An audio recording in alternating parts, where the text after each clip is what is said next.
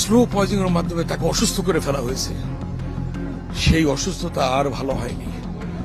তিনি যে কাজ করে গেছেন দেশের জন্য, শুধু আমাদের নেত্রী ছিলেন না, ম্যাডাম আমাদের মা ছিলেন, গেছেন। ওনার তো স্বাভাবিক মৃত্যু হয়নি, ওনাকে তো মেরে ফেলা হয়েছে।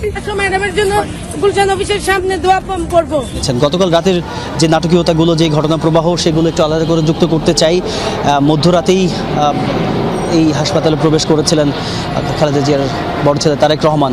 ব্যক্তিগত আক্রোশ ও পরিকল্পিতভাবে বেগম খালেদা জিয়াকে তার স্বামীর স্মৃতি বিজড়িত 40 বছরের বাড়ি থেকে উচ্ছেদ করেছিলেন শেখ হাসিনা। ওনাকে আমরা হয়তো এত তাড়াতাড়ি হারাতাম না। আমি ব্যক্তিগতভাবে মনে করি বেগম জিয়ার এই মৃত্যুর পিছনে প্যাসেজ প্রধানমন্ত্রী ছিলেন শেখ হাসিনা এবং ওনার যে সরকার আছে অবশ্যই তার দায় রয়েছে। আমি আরেকটা কথা বলতে চাই, খালেদা জিয়া অসুস্থ, তাকে বিদেশে পাঠাও, আল্লাহদের আর শেষ নাই। অন্যদিকে ছাত্র নাগরিক অভ্যুত্থানে নেতৃত্ব দেয়া ছাত্রনেতাদের দেখা গেছে বেগম জিয়ার সাথে আলাপচারিতায়। দেশ ও নেত্রী বেগম খালেদা জিয়ার স্বাভাবিক মৃত্যু হয় নাই, তাকে মেরে ফেলা হয়েছে এমন দাবিতে স্বরাষ্ট্র উপদেষ্টা সহ অনেকেই কিন্তু মাঠে নেমেছে। তাকে মারার প্ল্যান করা হয়েছিল আজ থেকে অনেক দিন আগে। চলুন স্বরাষ্ট্র উপদেষ্টা সহ ডক্টর মোহাম্মদ ইউনূস এই বিষয়ে কি বলতেছে এবং সাধারণ জনগণ এই বিষয়ে কি বলতেছে, আপনারা সম্পূর্ণ ভিডিওটা দেখলে বিষয়টা বুঝতে পারবেন যে আসলে দেশ ও নেত্রী বেগম খালেদা জিয়ার স্বাভাবিক মৃত্যু হয় না, তাকে মেরে ফেলার প্ল্যান কারা করেছিল, কিভাবে করেছিল, আজ থেকে বহুদিন আগে। সম্পূর্ণ বিষয়টা আপনারা ক্লিয়ার হবেন সম্পূর্ণ ভিডিওটা দেখলে। চলুন আমরা দেরি না করে প্রথমে একটু দেখে আসি যে আসলে কতদিন আগে থেকে তাকে মারার প্ল্যান করা হয়েছিল এবং কারা এই প্ল্যানটা করেছিল। এই বিষয়ে স্বরাষ্ট্র উপদেষ্টা এবং ডক্টর মোহাম্মদ ইউনূস সহ সাধারণ জনগণ কি বলতেছে, তারপরে আমরা দেখে নিব যে আসলে তাকে যেভাবে হয়েছে। চলুন আমরা দেরি না করে সম্পূর্ণ ভিডিওটা দেখে আসি। ব্যক্তিগত আক্রোশ ও পরিকল্পিতভাবে বেগম খালেদা জিয়াকে তার স্বামীর স্মৃতি বিজড়িত 40 বছরের বাড়ি থেকে উচ্ছেদ করেছিলেন শেখ হাসিনা। 2010 সালে আইন আদালতের দোহাই দিলেও পতনের আগে নিজেই স্বীকার করেছিলেন তার এই জেদ পূরণের কথা। 14 বছর পর সেই উচ্ছেদ অভিযানের ভিডিও ফুটেজে প্রমাণ মিলেছে চরম দুর্ব্যবহার ও অপমান করে বাড়ি থেকে বের করা হয়েছিল সাবেক সেনাপ্রধান ও রাষ্ট্রপতি পরিবারকে। মিরাজ হোসেন গাজীর বিশেষ রিপোর্ট। তারা জবরদস্তি ধাক্কা মেরে আমাকে বাড়ি থেকে বের করেছে। কার কাছে আমি বিচার চাই? সেদিন বেগম খালেদা জিয়ার কান্নায় কেঁদেছিলেন বিএনপির গুলশান কার্যালয়ে উপস্থিত দলের নেতাকর্মী সহ দেশের অগণিত মানুষ। কিভাবে রাষ্ট্রীয় সন্ত্রাসের মাধ্যমে আমাকে শহীদ জিয়ার স্মৃতি বিজড়িত বাড়ি থেকে উচ্ছেদ করা হয়েছে। একজন বিরোধী দলীয় নেত্রী, সাবেক 3 বারের প্রধানমন্ত্রী, সাবেক রাষ্ট্রপতি ও সাবেক সেনাপ্রধানের সহধর্মিণী, তার এমন কান্নার পিছনের কথা জানেন না তরুণ প্রজন্মের অনেকেই। কি সেই অজানা কথা? আমি প্রায় 40 বছর ধরে এই বাড়িতে বাস করে আসছি। স্মৃতিময় বাড়ির সঙ্গে জোর করে ছিন্ন করা হলো আমার এতকালের সম্পর্ক। 13 নভেম্বর 2010 স্বামী জিয়াউর রহমানের স্মৃতি বিজড়িত 40 বছরের বাড়ি থেকে এক প্রকার টেনে হিঁচড়ে বের করে দেওয়ার বর্ণনা ছিল হৃদয় বিদারক। আজকে যেভাবে আমাকে অপমান করা হয়েছে, ঘরের দরজা ভেঙে আমার বেডরুমের দরজা ভেঙে রীতিমাত্র টেনে হিঁচড়ে তারা বের করেছে। আওয়ামী লীগ সরকারের পক্ষ থেকে সেদিন বেগম জিয়ার অভিযোগ অস্বীকার করে উল্টো তার বিরুদ্ধেই নানা অপবাদ ও অভিযোগ দেয়া হয়। টেনে হিচড়ে বাড়ি থেকে বের করে দেয়া, দরজার তালা ভাঙ্গা, এক কাপড়ে চলতে যেতে বাধ্য করা, নিকটাত্মীয়ের সাথে অসদাচরণ নিতান্তই অসত্য, বানোয়াট ও উদ্দেশ্য প্রণোদিত। প্রায় 14 বছরের অপেক্ষার পর এবার জাতির সামনে সেই উচ্ছেদ অভিযানের অজানা কাহিনী। 2010 সালের সেই উচ্ছেদ অভিযানে ধারণ করা ভিডিওতে দেখা যাচ্ছে বেগম খালেদা জিয়া বাসার ভিতরে সোফায় বসে আছেন। তাকে বের হয়ে আসতে বলছেন উচ্ছেদে নেতৃত্বে দেয়া কর্মকর্তারা। আপনি সহযোগিতা করেন না ম্যাডাম, এই জন্য হয়তো বাধ্য হওয়া হচ্ছে।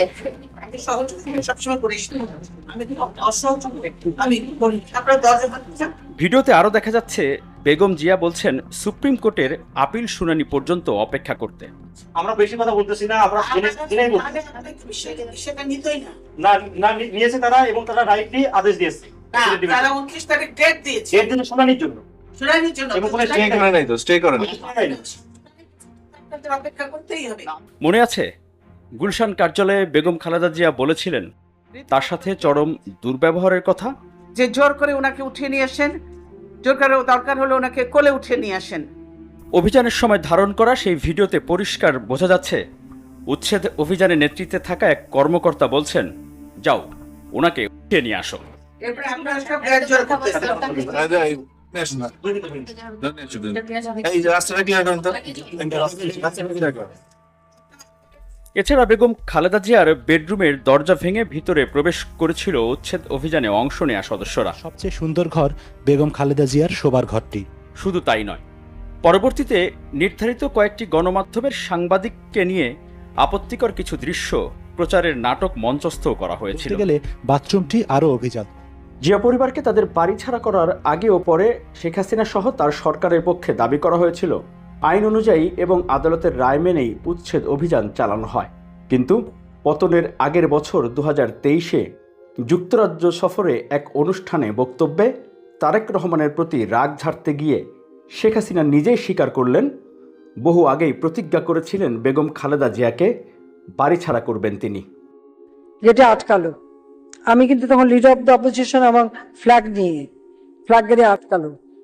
আরে আমার বাবা দেশ স্বাধীন করেছিল বলে না এই ক্যান্টনমেন্ট, আর ওই মেজর জেনারেল প্রমোশনটা তো আমার বাপেরই দেওয়া ছিল। আর আমি ক্যান্টনমেন্টে ঢুকলে আমার বিরুদ্ধে মামলা।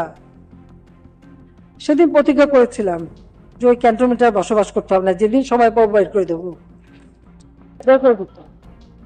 স্বামী জিয়াউর রহমানের স্মৃতি বিজড়িত 40 বছরের বাড়ি থেকে রাষ্ট্রীয় ক্ষমতার অপব্যবহার দ্বারা উচ্ছেদ হওয়ার পর বেগম খালেদা জিয়ার সেই অসহায়ত্ব আর কান্না হয়তো এই গণভবনের ভেতরে বসে দেখছিলেন আর উপভোগ করছিলেন সে সময়ের প্রধানমন্ত্রী শেখ হাসিনা। স্লো পয়জনের মাধ্যমে তাকে অসুস্থ করে ফেলা হয়েছে। সেই অসুস্থতা আর ভালো হয়নি। তিনি যে কাজ করে গেছেন দেশের জন্য, জাতীয়ভাবে আন্তর্জাতিকভাবে, যে কোনো একটা কাজের ওসিলায় আল্লাহ তাকে ব্যস্ত নসিব করবে দেশের জন্য, দেশের সেবার জন্য। এবং তিনি বলেছেন বাংলাদেশ ছাড়া তার কোনো ঠিকানা নেই।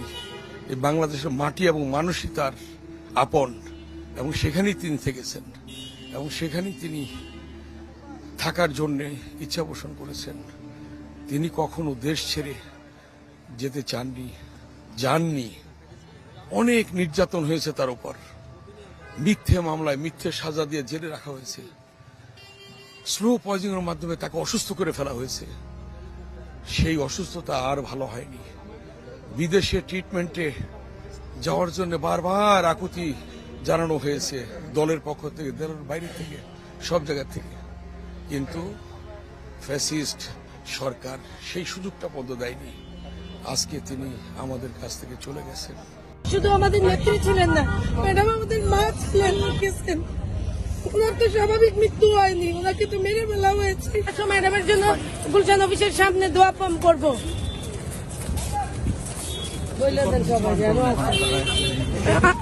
আপনি তো পরিবারের মানুষ, যেরকম মারা গেলে আমরা যা করি, আমার বাবাটা মারা গেলে যা করি, বা আমার স্বামীটা মাটা মারা গেলে যা করি, আমরা দোয়া করব। আমরা মুসলিম, ম্যাডাম অত্যন্ত ধর্মভীরু একজন মানুষ। একটু দাঁড়া, একটু বলে দেবেন আমাদের তাৎক্ষণিক আমরা হচ্ছে মায়ের জন্য দোয়া করব। আমরা যেহেতু মুসলিম, আমরা কোরআন খতম দিব এই জন্য গুলশান অফিসের সামনে তাৎক্ষণিক ভাবে, যেহেতু এখানে মেয়েদের নিয়ে দাঁড়িয়ে থাকার মতো একটা স্পেস নাই, আমরা তাৎক্ষণিক সিদ্ধান্ত নিয়েছি। ম্যাডাম তো শুধু আমাদের নেত্রী ছিলেন না, ম্যাডাম আমাদের মা ছিলেন। মায়ের জন্য সন্তানদের যা করা উচিত আমরা তা করার চেষ্টা করব।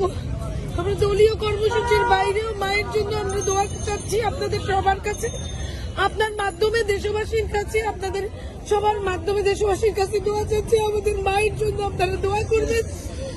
যিনি শুধু আমাদের মা নাই, দেশের জন্য তিনি জীবন দিয়ে গেছেন। ওনার তো স্বাভাবিক মৃত্যু হয়নি, ওনাকে তো মেরে ফেলা হয়েছে। আপনাদের কাছে দোয়া চাই। কোথায় যাচ্ছেন আপনারা? পার্টি অফিসের সামনে আমরা এখন তাৎক্ষণিক একটা কোরআন খতমের ব্যবস্থা করব। আমরা মহিলারা আমরা ওইটা আসলে আমি ওইভাবে বলতে পারছি না। আমরা প্রিয় দর্শক, সবাইকে অসংখ্য অসংখ্য ধন্যবাদ সম্পূর্ণ ভিডিওটি দেখার জন্য। তো আপনারা সম্পূর্ণ ভিডিওটি দেখার পর অবশ্যই বিষয়টা বুঝতে পারছেন যে আমাদের দেশীয় নেত্রী বেগম খালেদা জিয়া তার কিন্তু সাধারণ মৃত্যু হয় নাই, তাকে কিন্তু এই যে ফ্যাসিস্ট সরকার তিলে তিলে কারাগারে শেষ করে দিয়েছে। আপনারা সম্পূর্ণ ভিডিওটা যারা দিচ্ছেন তারা বিষয়টা বুঝতে পারছেন যে এত বছর তাকে কারাগারে আটকে রাখার পরে ফুড পয়জনিং সহ বিভিন্নভাবে কিন্তু তাকে নির্যাতন করা হয়েছে এবং তাকে এত তাড়াতাড়ি আমরা কিন্তু হারাতাম না যদি তাকে কারাগারে এমন টর্চার বা এত নির্যাতন না করা হতো। এবং তিনি যখন অসুস্থ হয়ে পড়েছে, যখন তাকে ভালো উন্নত মানের চিকিৎসার জন্য দেশের বাইরে নেওয়ার কথা বলেছে, তখন কিন্তু এই যে ফ্যাসিস্ট সরকার সে কিন্তু তাকে এই উন্নত মানের চিকিৎসার জন্য দেশের বাইরে নিতে বাধা দিয়েছে এবং মিথ্যে মামলা, অনেক মিথ্যে মামলা দিয়ে তারা কিন্তু কারাগারে আটকে রেখেছে এবং কারাগারে তাকে নির্যাতন করেছে এবং বিভিন্নভাবে টর্চার করেছে। এই জন্য আমরা এবং এই যে যা আপনি স্বরাষ্ট্র উপদেষ্টা এবং সাধারণ মানুষের মুখে অবশ্যই বিষয়টা শুনতে পারছেন যে আসলে তারা মনে করতেছে যে এই যে নির্যাতনের কারণে তাকে এত তাড়াতাড়ি আমরা কিন্তু হারিয়ে ফেলেছি, সে কিন্তু দুর্বল হয়ে গেছে এই কারাগারে থাকার কারণে এবং কারাগারে এই টর্চার করার কারণে সে ধীরে ধীরে দুর্বল এবং দেখা যায় যে অসুস্থ হয়ে পড়েছে এবং ঠিকঠাক চিকিৎসা, উন্নত মানের চিকিৎসা না দেওয়ার কারণে কিন্তু তিনি কিন্তু আস্তে আস্তে আমাদের কাছ থেকে মৃত্যুর মুখে ঢলে পড়েছে। তো আপনাদের মতামত অবশ্যই কমেন্টে জানিয়ে যাবেন যে আসলে এই যে মন্তব্য যারা করতেছে সাধারণ জনগণ এবং এই যে উপদেষ্টারা করতেছে, আপনার মতামত এই বিষয়ে অবশ্যই কমেন্টে জানিয়ে যাবেন। এবং সবাই যারা নতুন আমার চ্যানেল এখন চ্যানেলটি সাবস্ক্রাইব করেন অবশ্যই চ্যানেলটি সাবস্ক্রাইব করে পাশে থাকবেন যাতে এরপরে নতুন ভিডিও আপনার সামনে যায়। সবাই ভালো থাকবেন, সুস্থ থাকবেন, ধন্যবাদ সবাইকে।